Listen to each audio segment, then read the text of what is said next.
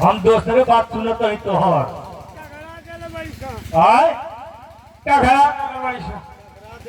आय दू बड़ी मिल के साथ दे के हंटा निकाल ले बड़ी का है कोई मोबाइल किने हां मोबाइल किन के आवत रहनी एगो भेटा के कहत दो तीन बात करे के बा हां दे देनी माया लागल उ साला अपने माल से बतिया लेलक हां मोबाइल हमर पकड़ा गए लड़की के तू वो भाई पीट के हमर गोबर निकाल दल हां आ बियाह करा दल अब मेहरारू घरे लेके ओइ दिनु गड़ी में पटड़ी ना बैठे मारे के लात होइतली तोहरा के अब लोग से कहनी के भाई केहू दू गो बियाह मत कर।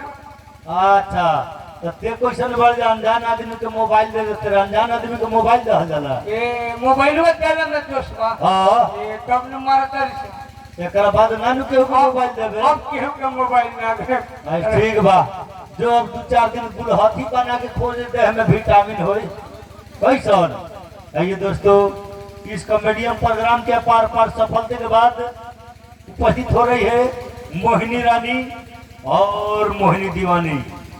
देखते हैं रिकॉर्ड प्रोग्राम।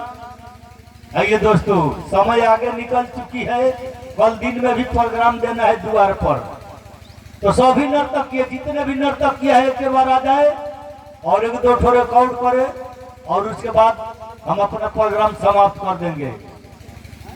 जितना भी नर्तक किए सभी कोई आ जाए।